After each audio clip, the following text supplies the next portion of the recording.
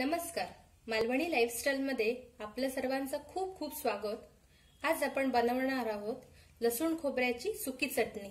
वडापाव सोबत खाण्यासाठी, तोंडी लावण्यासाठी भात किंवा चपाती बरोबर आपण ही चटणी वापरतो। तर ह्या चटणीची रेसिपी आज आपण बघणार आहोत। चटणीसाठी लागणारे साहित्य मी आता इथे घेतलेलं आहे।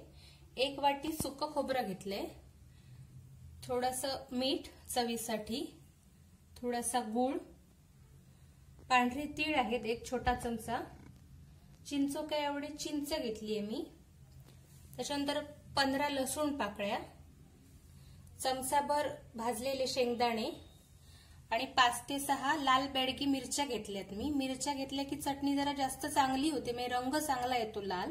त्याच्याऐवजी तुम्ही लाल तिखट पण वापरू शकता। मी आता गॅसवरती पॅन तापत ठेवलेला आहे। थोडंसं मी तेल घालून घेणार आहे चमचाभर। आता आपल्याला वाटीभर जे खोबरं घेतलंय सुकं ते भाजून घ्यायचे। पहिल्यांदा मी खोबरं घालून घेते।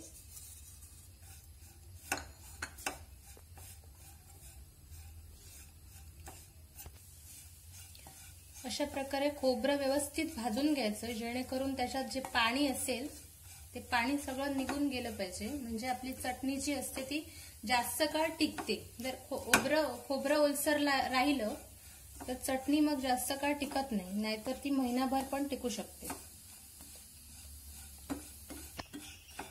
खोबऱ्याला थोडासा ब्राऊन कलर आला की त्याच्यात लसूणाच्या पाकळ्या ज्या आहेत त्या टाकून घ्यायच्या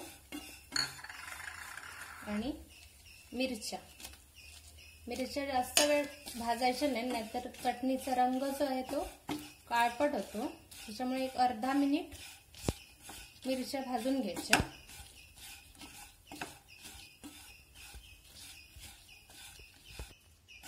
खोबरं आणि सगळं साहित्य जे आहे ते आता भाजून घेतले मी। गॅस पण ऑफ करून टाकला। तर सगळ्यात शेवटी मी पांढरे तीळ ऍड करते।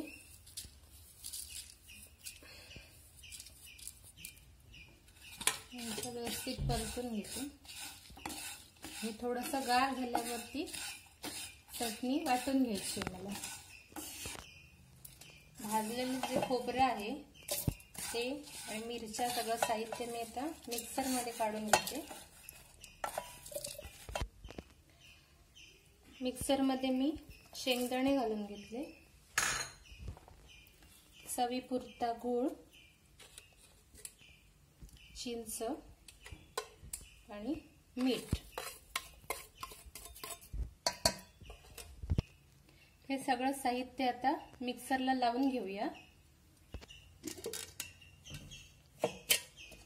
1 मिनिट मी मिक्सर मधनं फिरून घेतली आहे चटणी। चटणी एकदम पण बारीक नाही वाटायची आपल्याला, थोडीशी खसखशीत राहिली पाहिजे। अजून एक अर्धा मिनिट फक्त मी फिरून घेते। आपली लसणाची आणि खोबऱ्याची झणझणीत अशी चटणी आता छानपैकी वाटून झालेली आहे। तुम्ही बघू शकता त्याला रंग पण किती छान लाल आलाय ते। ही रेसिपी तुम्हाला कशी वाटली हे कमेंट करून नक्की कळवा। ही रेसिपी तुम्ही तुमच्या घरी सुद्धा ट्राय करून बघा। जर हा व्हिडिओ आवडला असेल तर लाईक करा, शेअर करा आणि अशाच छान छान व्हिडिओंसाठी माझ्या चॅनलला सबस्क्राईब करा।